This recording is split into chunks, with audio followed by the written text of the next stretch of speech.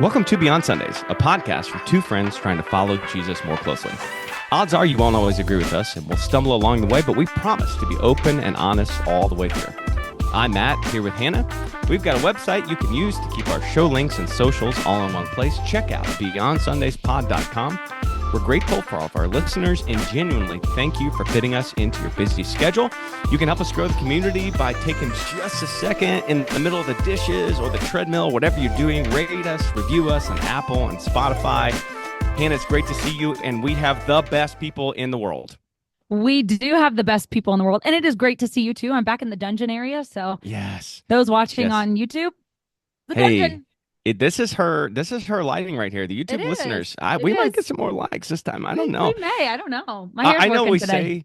I know we say that every week that we have the best listeners, but I truly do mean that and think that. And we were together at an event at separate tables where we saw one of our most loyal listeners, and she was just talking to us and telling us how much she just enjoyed, and she like listens the second it comes out, and it's really truly humbling that anybody cares about what we're talking about at all. It's really amazing. I know, it really is. And she's wonderful too. She's just so funny. She's just a light everywhere she goes.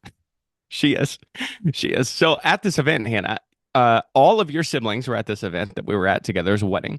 One of my siblings was there. Another of my siblings lives out of state. So one there. And I just got to thinking, like, I don't know, weddings are a time just like family and reminisce and stuff. And it wasn't our family, right? But it just, I don't know, just kind of has that in the air. So I just got to thinking about some of the conflicts I've had with my siblings. And so here's what we're going to do. I want to tell you a story. You tell me a story. And that's how we'll start the podcast today. Okay. So my middle brother, who I don't know if he wants to be identified or not. So I'll just leave his name out of it. I'm like 3 or 4 years older than him. We were the age where it was okay for us to be home alone together. And let me just clarify, this story's going to get insane, but we were both kids. It was a long time ago. Everybody's fine. Nobody's needed therapy. It's all good. So we're playing video games, and he beats me, and I'm upset about it because, I'm the older brother. I should be winning, all blah, blah, blah, all the things. And so I just haul off, and I punch him as hard as I can in the arm. And you probably know and remember this story, which is honestly, it's really I don't not remember all it that so hard. far. Okay. So he's like mad, and he knows because I'm older than him, he's not going to physically retaliate against me in that moment because I can take him. So he's angry, and he's like throwing stuff, and he goes downstairs. I don't hear him for a while, and then hear him rooting around, and then he comes stomping back up the stairs. We're playing in his room, his green shag carpet underneath us. It's absolutely glorious. He comes into the room, and he has a 4-inch steak knife that he is holding. I have not heard this story. he's holding like he's gonna stab me. He's gonna stab me because I punched him. And so I just turned around and I was like, "What? You're gonna stab me?" And then the next thing I said was, "You're a complete idiot. You could have told on me for punching you, but now you pulled a knife on me, and now neither of us can tell on each other because you pulled a knife on me." Needless to say, he didn't stab me, but that is just, I will go to my deathbed like remembering that story when that's the first knife I've ever had pulled on me. Also the only one right now, but the first one. That is like the most extreme version, and I'm glad you told that story because mine it has to do with hitting and punching, and we may all need therapy in my family. No, I'm just kidding. But I feel like my family we're all very close, which then means like, I mean, we were arguing. We have a group chat, and we were arguing 2 nights ago back and forth, and it just happens. I love them more than anybody else, but it just happens. But when I was probably, I don't know, maybe 8 or 9 years old, we lived right next to my cousins. So they were like my siblings as well. And so we started this band called the Cousins and Jake. And oh my Lord. And Jake was the dog. So that was what it's called. And we had like a little radio player and we would a radio player. What is that? A radio CD player. Radio. There we go. Yeah. And you could record on it. And so my cousin Danny, who could not sing at all, thought he could, but he was trying to record this really soft, sweet song. And Ross, being who he is, kept busting into my room and just making, loud noise just to be a brat to interrupt. Ross was not part of the band. He was. He wasn't a part of this song. Okay. And so he was just being annoying and interrupting every time. This is the only time I have ever done this, and I still remember it and still feel guilty to this day. But Ross busted in one last time, and I like threw him on the bed and just smacked him like 8 times in the back. And I remember him getting up and he just had handprints all down his back. Oh man. I'm still embarrassed that I did that because I'm not I'm not a You're physically not. violent person, You're but really I not. was so mad. Now he's tortured me with things like he did use my toothbrush and put poo poo on it one time. Um, you've heard that story, I'm pretty sure. Yes, I have. I You have. Yeah. know, he's put concoctions of things over my door because I wore shoes outside that when I opened my door it fell, and put dog food in my bed. And Ross was doing the mean things. I just hit him a couple times when I was like 8. Yeah. Well, I feel like you only had a certain window there because when you're the older sister and you have a younger brother, the math tells you probably that older brother's going to be bigger than you at some point. Oh my And so gosh, yeah. there's only so long that you get to whack on him without him just cleaning Until your he was clock. like 12. Yeah, And I yeah, remember always being stronger and we could fight and I could get him to, we were even just yeah, playing. yeah. But then there came a point I was like, absolutely no way. No, No way. no. No And way. then those ankles just kept growing, Oh, and those those are ankles kept weapons of growing. mass destruction. And Yeah. he is tall and strong. Shouts to Ross. We love Ross. We What a love great, Ross. We what a love great Ross. guy. So yeah, lots of fights, but not too much violence. I think you just have to have some as siblings. It's It's a just like sibling thing. it is. I think almost every person in the world can tell some kind of story between their siblings. And the beginning of the story is like, look, I'm just not proud of this, but this is what No. happened. And it's just life. It No, is. and Drew and Ross had a lot of that. Ross has punched Drew in the chest by accident. They would pretend to fight, or Ross would get mad and he would bite his tongue when he would like that and bite his tongue and then hit Drew one time. And Drew thought his chest was broken or so crazy stuff Oh all the man. time. That's amazing. It really is. Well, I'm going to keep us as far as the podcast goes. I'm going to keep us going down the kind of this mystical path. I don't know why Yeah. we've been on this, but we've just I been on love this it. for like a solid 6 weeks now. This Love kind it. of spirituality sort of stuff. So we're going to talk unseen battles, Daniel and the Prince of Persia, which as I was prepping for this, I was Googling some stuff with Prince of Persia. I don't know if you ran into this either. I did know this, but this is like a major movie and video game franchise too. It's a Persian. I did not know that. Okay. All right. It's got Jake Gyllenhaal as the Prince of Persia. It is not a very well reviewed or liked movie, but it's big. So I just was like, I had to like Google Prince of Persia Bible sometimes to get to where I Is wanted to it go, but the I was just Prince of laughing. Persia? Is the movie like The movie is not based on spiritually Daniel. based at There's a all? Okay. whole there's a whole Okay. different IP Never heard that's of it. literally a royalty member from the Persian Empire, blah blah blah, all the things. Now I don't know why Interesting. Jake Gyllenhaal is playing it because he's That was not very remotely Persian, but weird. Yeah. yeah. So, listeners, if you want to go and review this story, where we're going to be pulling this from, this is from Daniel chapter 10.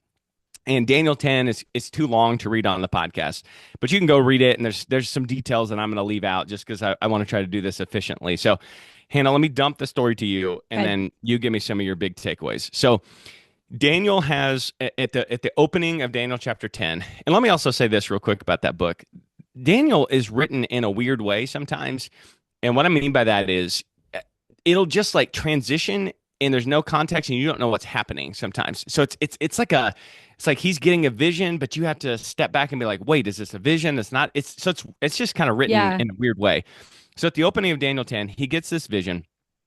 And it disturbs him greatly. And so he's praying for the interpretation to this vision, during which time he does a very extremely Daniel thing. It goes on a Daniel 21-day fast. He'll pull a few of those in the Bible. Yep. By the way, listeners, just take the next 3 weeks and fast. Go right ahead. It'll Yep. probably change you spiritually, right? At the end of that 21 days, the angel comes to him with the answer or the interpretation of this vision. That's just amazing stuff. Here's the catch in the story though. The angel was dispatched to answer Daniel's prayer for confirmation and the understanding behind this vision. The moment Daniel started praying, this angel was held up for 21 days by something the Bible calls the Prince of Persia, not Jake Gyllenhaal. Nope. And then the angel couldn't get past this entity and had to become and helped by the archangel Michael to get past this entity to get to Daniel so we could answer Daniel's prayer. Hannah, first of all, we love some wild Bible stories. That is also, I don't know why I just went to the South there real quick, some wild Bible stories. You Did you hear it? did. Yeah, I did. Bible I don't know what stores. just happened to me. Some wild ones. Okay. We love some wild ones. That's crazy, no? It is. And what I love about what we're doing with this is when I would read my Bible in the past, I would just read that and read through it and not Yeah. really dive into all this craziness that's going on. Like you said, the chapter before, he was given a vision. Yes. And then I get so caught up at this point in my life and the idea that he was searching for understanding. And so he Mm. went and fasted and he receives that understanding. But again, I was caught up and questioned what was happening. What was this? I'm still caught up in this fight. What was this fight that kept the angel from getting there? What'd that look like? Who is the prince of Persia? Like, why was the angel prevented from, or the why was that happening? It's so confusing, isn't the word I want to use. Um, but it may But be you're going to. confusing. Yeah, it's just confusing to me. Um, yeah, I mean, I'm astounded by it. I think part of it is it goes against so many of our root core beliefs. Because I don't know if this is you, but this is definitely me in my head. When I think I pray to God and God's going to answer, I do not factor in any kind of delay because in my head, God's all powerful. He does what he wants when he wants. He's an on time God, right? Let's just go back to the South again, real quick. Yep. But we say those things and we believe those things. And in this story, I'm not sure that every prayer is held up like this. This may be a special case. But I think what this story at least opens the door to is Hannah. God's power can be delayed by the forces of the enemy to get to an answer that God wants to give a human being. And that right there in itself, that's the nutshell of what we're going to talk about. That is completely bonkers to me. It is me too. And I actually had that written down. I wrote the delay of response is so interesting because the angel was fighting and that's why I didn't come quicker. But again, it challenges my understanding of the spiritual realm and our role in it. But it really, really, when we dive into scripture, and this convicts me because it challenges who we view God as, who we view Mm, God to be. mm. And we have this understanding based off of messages we hear at church, which are great. And Yes. we need those messages. But if that's all you know of God, I feel like we have a warped understanding. Because, like you said, his response can be delayed by some sort of entity. And it's like, I even told, okay, listeners, forgive me. Forgive me for Oh this. no. Oh no. I don't know what she's going to say. No, forgive me. Yesterday I was talking to some ladies at work and I have, I don't have problems with my faith in that I believe God is real and I believe God to be Hmm? God. But I do get mad at God. And I told them yesterday, and again, forgive me.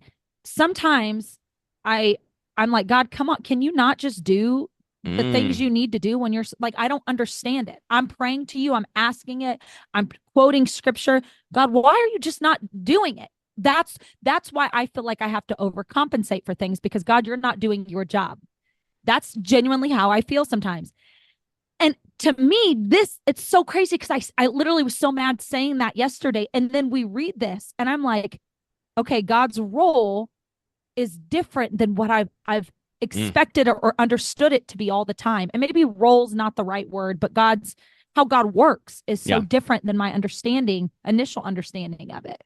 Well, it at least suggests that it's more complex than you're thinking. Yeah. And I have loved this is my favorite spiritual thing I have ever done, which is doing this podcast with you. But Yeah. one of the things that I think that this has really driven home and revealed to me because we've done so many of these deep dives is I think the spiritual realm and God and the enemy and all this stuff, I think it is so much more complex. And we think in terms of, and I got no issue with Sunday school, it's incredibly important, Sure. but we just think in terms of simplified Sunday school versions of stuff when that is rarely the case of what's actually happening. And like you said, you're getting frustrated because God's not acting and God's not moving. Now, sometimes God's waiting on purpose because he wants to wait. But this at least suggests that there are times that God does not want to wait, but it still doesn't happen, right? Which makes me question, because we talked about intercession, Yeah. what level of our prayer truly affects things? And then Mm. why does it affect it so heavily? If God is God and God can do all things, why is it our prayer and fasting that plays such a heavy part? Well, you used the phrase standing in the gap.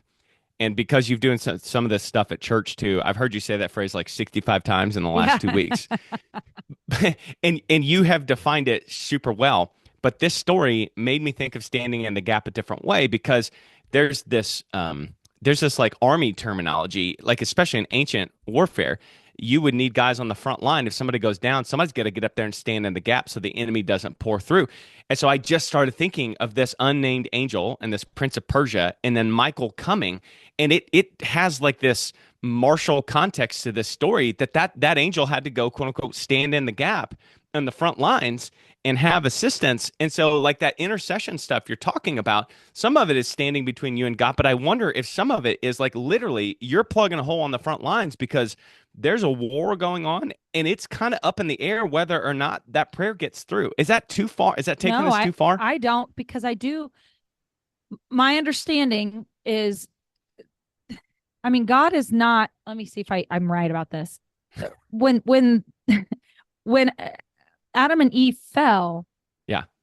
okay, not that God lost dominion, but like there's a level of rule of the earth that doesn't it say something about the devil rules the earth or something? Am I making that up? No, no, no. It says clearly in the Bible that the devil is the prince of the power of the air, that the earth is his dominion, at least until Jesus was crucified. I think Jesus changed a lot of things here.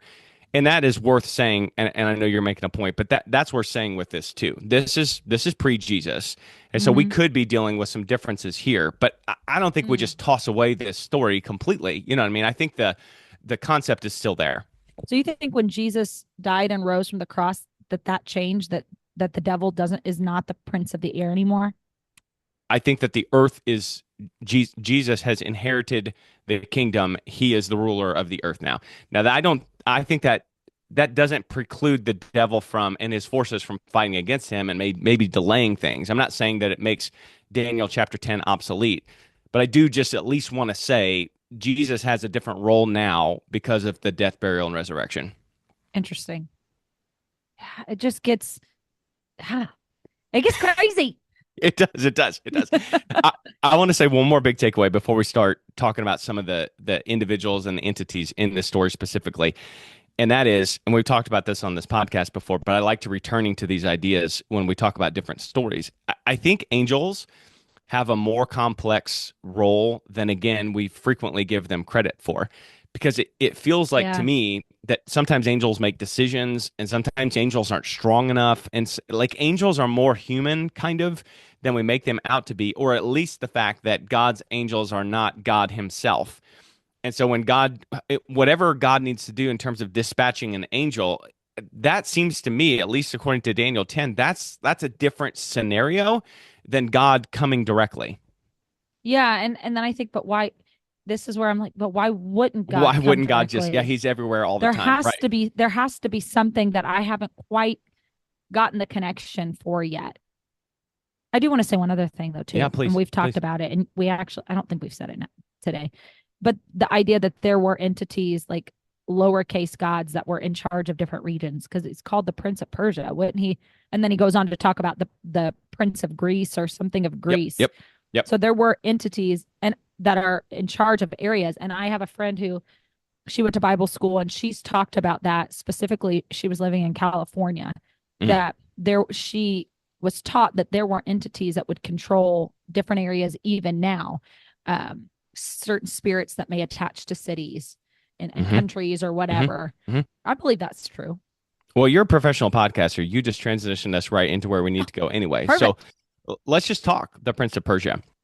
So, as far as we can tell from this passage, because the Prince of Persia is standing in direct opposition to this unnamed messenger angel, which that Mm. unnamed messenger angel could have been Gabriel. That Gabriel has popped up at different places in the Bible and been a messenger. We'll get to that in a second. The Prince of Persia has to be some kind of demonic power. Now, whether what verbiage you use, whether he is attached to the Persian Empire, he is in charge of the Persian Empire, he is influencing the Persian Empire, I don't know for sure the right terminology to use there, but it's definitely and for sure that this is some kind of high ranking demon, evil spirit force that is in some way a territorial being for the Persian Empire. And because Daniel was praying from the Persian Empire, this whatever demon, let's just call it a demon for Sure. simplicity's sake. This demon was doing the job that he was supposed to be doing by holding back Daniel's prayer. And then this is where we don't really know. What else is he doing? Is he like whispering to the leader of the Persian Empire? Is he putting his thumb on the scale spiritually behind the scenes? That's still a little fuzzy as far as the Bible is concerned, but I don't think it's a huge leap to think that those types of things are happening too. Yeah, I like that you use the word influence. I think my thought is that it's influencing areas. I mean, you think of cultures and cultures around the world, cultures around different cities, even between our city and the cities next to us, there are certain Hmm. things that seem to plague those areas. True. And I start to think of that. I think it's Joyce Meyer's, her book that it's Battlefield of the Hmm. Mind or something like that. I think, again, all of that stuff is a work in the mind, but it's I think those spirits, they're not forcing people to do one thing or the other. I think that they influence the culture and they influence the people and they influence the thoughts. Yeah. Um, and so I think it's just usually you can look at cultures and see, like the Prince of Persia, you can see the demonic influence based on the Hmm. culture. I think that's definitely, I think there's definitely something to that. I think some of that, as you suggested, is probably just humans making decisions, but some of it may very well be some kind of deeper force behind the scenes pushing one thing or influencing in certain ways. Because you're absolutely right. The stuff that our hometown struggles with is different than the towns of similar sizes around us. And if you just walked up to people on the streets in those towns, they could tell you, right? It's like obvious to people. So I think that's interesting. And I like where you head with that because that's where I wanted to ask you anyway. If we flip this forward to 2025 to now, does that suggest that there is a prince of the US? Is there a prince of Illinois? Is there a prince of Mount Vernon? Right? That's a little bit behind the scenes that we don't quite have the answers to. But again, I don't think it's too much of a stretch, right? No, I do think that that's true. And I'm like working through in my head. I'm thinking, I feel like that spiritual warfare, whatever that entity is that's attacking a particular area, it preys on our humanity. Mm, I think I think that's the key. I mean, it's not that it's forcing us to do things. It's, obviously I do believe it, that people can be possessed, right. but I don't believe it's possession. I think that it it it preys on humanity. It preys on our thoughts. And I'm trying to think how I feel that the enemy could do that. Mm. And Well, I'm I think not it's things fully that we've talked sure. about, and the other things we haven't talked about. I think it's temptation. I think it's, you know, we've had episodes where we've talked about your habits, like who you say you are versus what you actually do, and then there's a tension point in there, and the enemy kind of presses on that weakness, that tension point. I think all those things happen, uh, and then it's entirely possible that that particular being pushes towards one direction, and a different being pushes towards another direction. I think all that's entirely possible. Interesting. And I start to think of division. I wonder if division is like the main Hmm. thing that it preys on. I don't know why I Well, feel it that. loves the United States now, then. Well, yeah, but in everything, I mean, I love, it was either you or Pastor said it.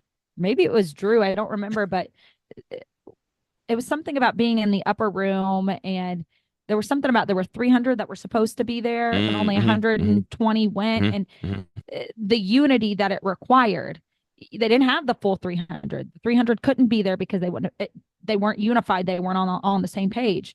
And so there's so much power in being unified. And whenever we can start to like put different thoughts and different ideas, really just our own humanity into things, then we get away from the word of God.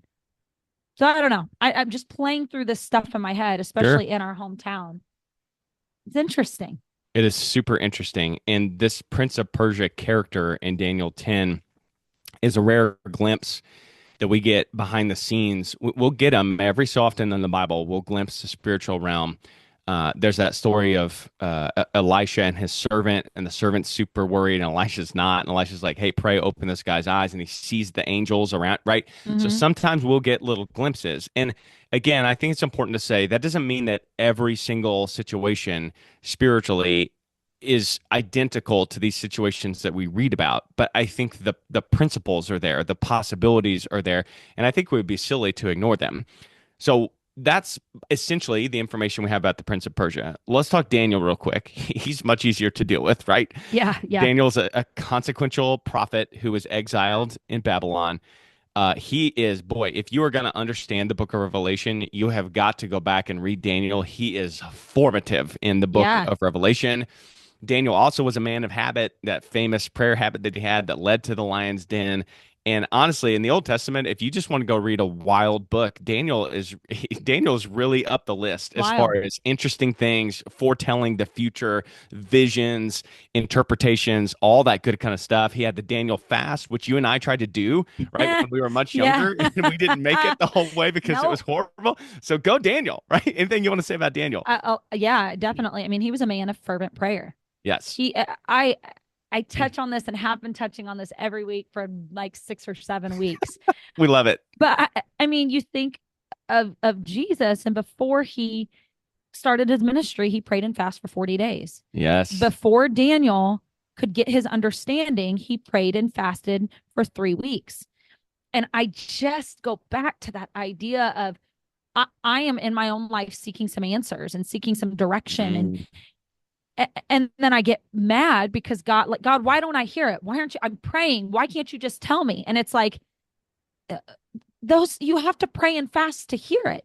And why are we so silly to think God is just going to pour it into us when these people, it required the praying and the fasting? Sure did. And people walk away from God all the time disappointed because they didn't receive or hear what they wanted to hear. And it's here over and over and over again. You have to do these things in order to hear or be directed by God, because he was seeking understanding. I also wonder Yeah. why I wrote down, why did he call it mourning while fasting, that he was mourning? I Did think you? because the vision messed him up so bad. I think the vision Okay. was negative and he just was upset about it and he like really wanted to know. And why did he wait to anoint himself? And why was he anointing I himself? think that was just a cultural thing that like it's like the way they had like specific things they did to say I'm in mourning in the way that we just Mm. don't do that now Okay, that culturally makes sense. anymore, right? So it was like his way of just saying, okay, I'm cleaned up now, I'm done, I'm moving Okay. on, I'm moving forward. Yeah.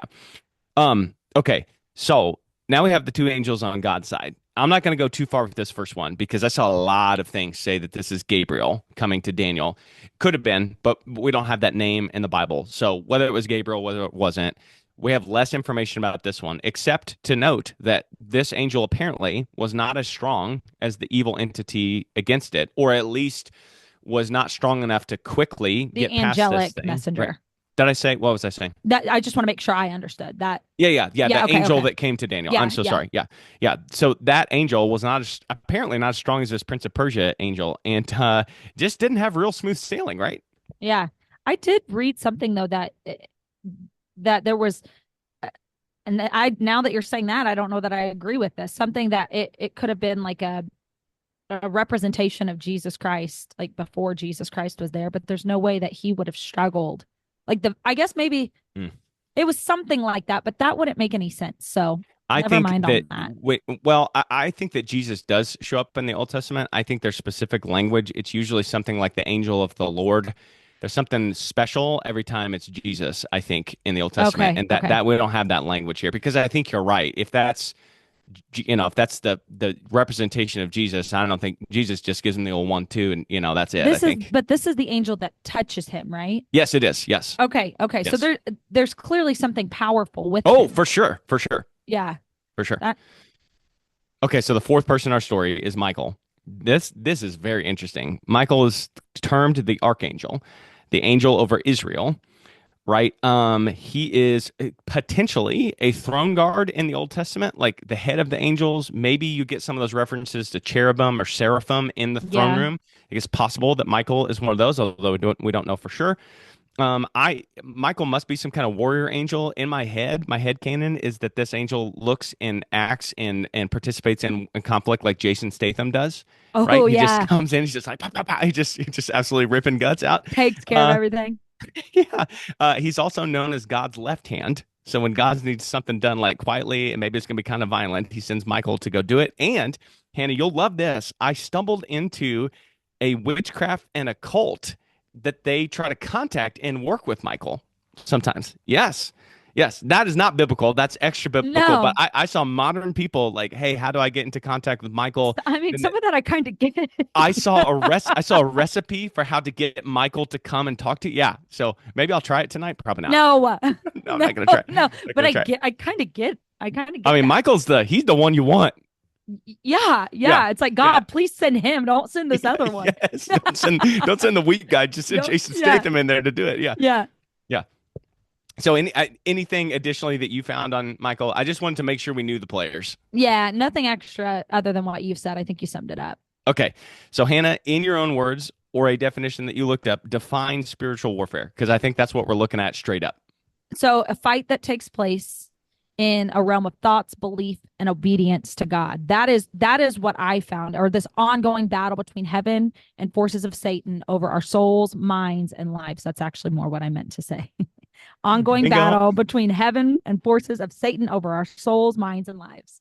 Loved it. I'm not going to add to anything because I literally wrote down the same thing. Okay, I perfect. am going to read Ephesians chapter 6, verse 12 out for the listeners. This is Paul writing to the church at Ephesus. By the way, you'll perhaps remember that Paul had a really, really weird time with the Ephesians because he was trying to preach about Jesus and they were screaming for hours, "Great is Diana of the Ephesians." They were hardcore into the Greek worship of this Diana goddess. So there was some serious spiritual warfare going on in Ephesus. So I think it's interesting that Paul writes this to the Ephesians.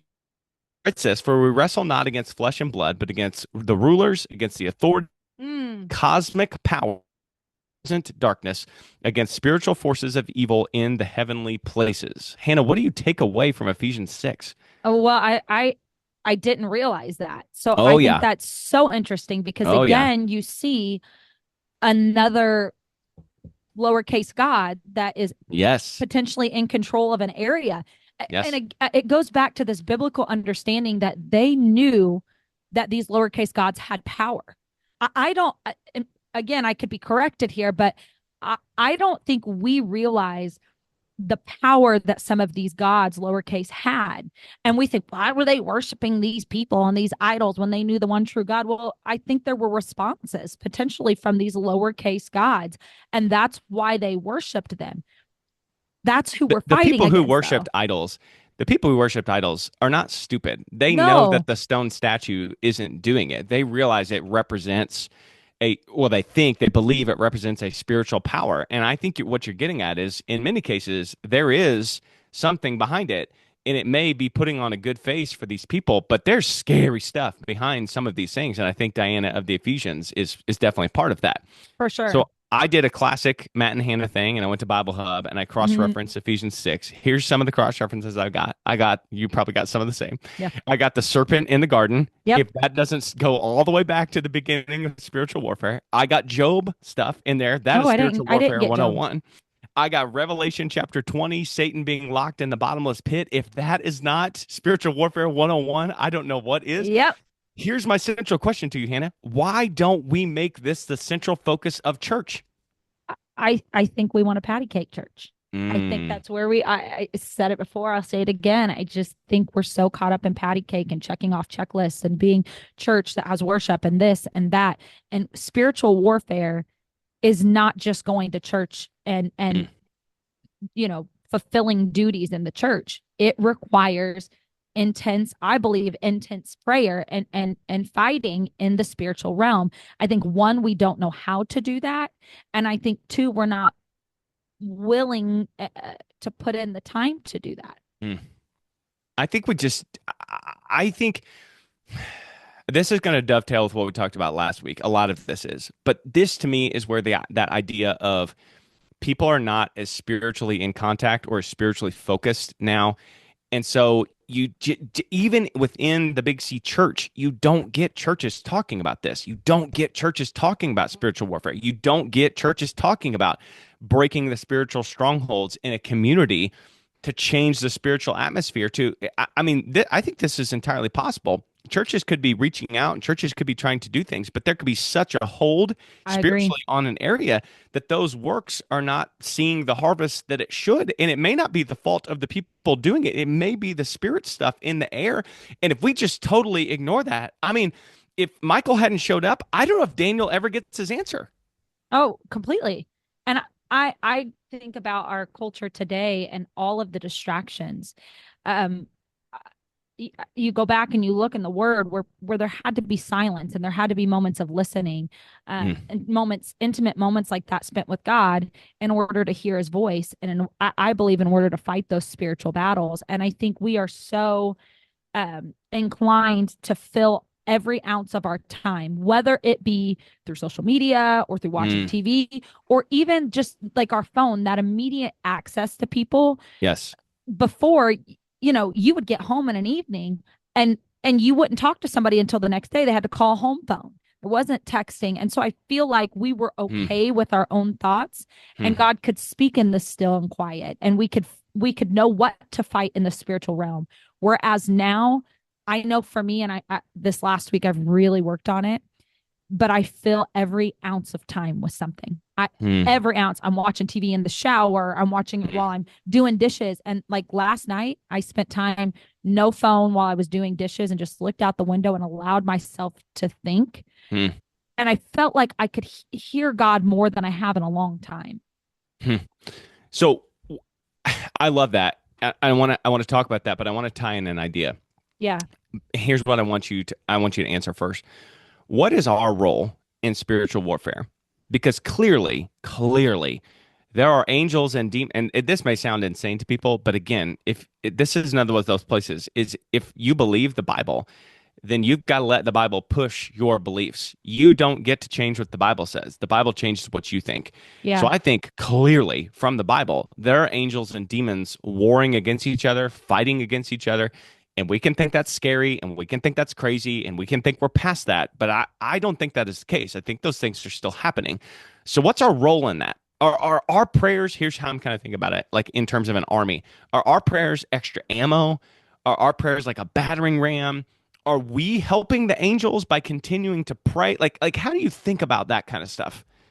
Well, this is, since I've looked over this outline, this is the idea that I have been up thinking about. Mm, What is our role? And I'm not sure I fully understand it. I know we have a role. yes. It's so clear.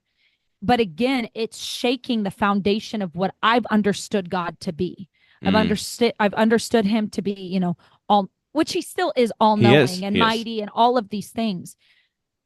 But The I problem's not with God. The problem is we it, simplify it. we simplify it. You're Yeah. exactly right. And it's like, so this is, although it's not fully new to me, it's Right. because I knew it, Hmm. but I feel like we're really looking into it now. So I don't know if it's we're giving ammo to the angels, or if it's that, we're raising up a standard against the enemy as the angels go in and fight. I don't know how I feel about that yet. I just know it's very clear we have a very powerful role. Yes. I think you gave a wise answer because I can't take us to a place in the Bible where it says this is what your prayers do. Beyond, there are a couple places where in one location it says that your prayers have gone up as a memorial before the Lord. So it's Mm. like the Lord is constantly reminded of you because of your memorial. But it doesn't say, I just find it interesting that Daniel was praying and fasting this whole time, too, while this angel was fighting. It doesn't say that when Daniel fasted, the angel got stronger. Like you talked Mm-mm. about this story where they held Moses' arms up and they won and he Yeah. got weak in that. So it doesn't say that. So I'm not prepared to go on this podcast and say something like that because I don't think it's biblically there. But I think here's the bigger thing to me is, and this is where I'm going to tie your two answers together. If we're constantly filling our time and we're never allowing ourselves to think about spiritual warfare, to participate in spiritual warfare, because I also think it's different just to pray than to engage in spiritual warfare. I think those two things are Yes. somewhat different, although they are linked, obviously. What I'm getting at is we're not showing up for the army. We're not standing in the gap. We're not doing our part. We're not doing the things. And so I think it is possible. And again, I don't have a solid verse to take you to. This is just my feeling when I think about these stories. I think it's possible we don't get answers and we don't see stuff done because we're not doing our job in the army in the way that the angels are trying to do their jobs. Yeah. No, I think you're exactly right. And I go back to the old timers, Yep. the old people. They were praying. They were Yes. fervent. I mean, how does it word it? The prayers of a fervent, What's that Fervent scripture? prayers of the effectual Righteous. fervent prayers of a righteous man availeth much. And I don't It's a big think we deal. have They I don't work. think we have fervent prayer. I Mm, think we have patty cake prayer. And mm. I don't mean that God doesn't hear us. I just Sure. think we just bring things to God and we lay them at his feet, but we lack perseverance. We lack that ability to truly fight and push through. It's fun. I'm laughing while you're saying this is and not Oh, because I think you're wrong or you're dumb, but I have this person in my life that I will see from time to time, and it's at family events, and someone will pray, and that the prayer is quote unquote not very good. We've all been yeah. there and seen that Yeah. kind of thing, and that person will inevitably say, "I'm not sure that prayer made it through the roof." And I always just kind of giggled at that. Yeah. But now, in terms of this story and you talking about fervent prayer working, I'm thinking like, you know what? There's resistance to our prayers. There's resistance in them getting there. There's resistance in us getting our answer. So I know he's just kind of saying that offhanded as a Sure. joke, sort of, but I wonder if there's like a nugget of truth in that. And I don't know why this scripture keeps coming to me, but as we're talking, when it says this, um, oh gosh, when the enemy comes in like a flood, the spirit of the Lord raises up a standard against Hmm. it. Hmm. It's not, the standard's not already there. That's correct. Raises up. It raises up against it. And so are we the ones praying to Mm, raise that standard up? mm, And I don't know why that keeps pressing inside of me, but I'm mm. like, there's that participation. What are we doing? How are we participating? Well, this is why it links so beautifully with intercession because if it suggests for whatever reason, but for whatever reason, I need the I need this is how I'm going to work, right? And so doing that, God doesn't work. That Yeah. it's not that he's not capable, it's not that he's not willing, it's not that he doesn't want to, but because we've got to exercise our free will. That's probably really what it comes down to. We've got to exercise our free will and we have to put skin in the game. He needs that. It's like it unlocks his ability to be able to work. And if we're not doing that, right, it's just handcuffing God, and that seems crazy for us to And do. it's crazy because it all comes back to free will. It, Mm, it all comes back to that choice from the very beginning. It all ties back to that. So we question, why do we have to be the ones to pray? Why do we have to be the ones to do these things? And it's like, well, free will. mm, That's what it all comes back to, I feel like. yeah. So Hannah, with this whole conversation, and I feel like some people may listen to this and they may kind of like recoil from this conversation. We do say at the beginning that you might not always agree with us, right? That's exactly right. But I believe that this is there, and I think it's very clear. And I think that this could be scary to some people. I think it can be hard for some people to change their concept of God from on time and all powerful and all knowing, which he still is, Yes. but also complicate the picture with these forces that push against it because it's also clear that those are there too. And that sometimes, I'm just going to return to this idea one more time. It's insane that God's answer was delayed. That is a bonkers, right? But that happened biblically. That is just straight up written in There. the Bible like that, right? So I think that for some people who listen to this, who are not used to this, maybe they may think, whoa, this feels right. This feels way too much. What are your big takeaways as a person who's more comfortable with this? Or how are you thinking about this? How are you thinking about your participation? What's going to stick with you? For me, I think it's okay for God, my idea of God, first of all, to change. Not that he's all powerful, all that stuff is true, but I think it's Yes. okay for this idea of who I think he is to change because he's alive. We should evolve with that and learn more about the Well, word. for reading it in the Bible, It, that's his word, right? we can't expect to just know the Right. Lord and to get saved and just know it all of a sudden. Yeah. Yeah. We should Exactly. be learning more. But I also think that um patty cake prayer, Mm, and I know that sounds kind of harsh, but patty cake prayer is not enough. If we mm. want to see change, there has to be this ability to fight in the spiritual realm. That's my takeaway. Okay. That's very much along the lines of mine too. I'm going to use some different phraseology, but I'm thinking that it, prayer is not emotionalism. Yeah. But if you're involved in some kind of conflict or war, let's take it all the way back to the beginning. When my brother ran downstairs and got that steak knife to Yeah. come, to come up and stab me because of the video game, that elicited an emotional response from me. Sure. I cared about that in that moment. If we're and I love that we did these episodes so close to each other. If we're going to intercede for people that we care about, that is gonna make us feel certain types of things.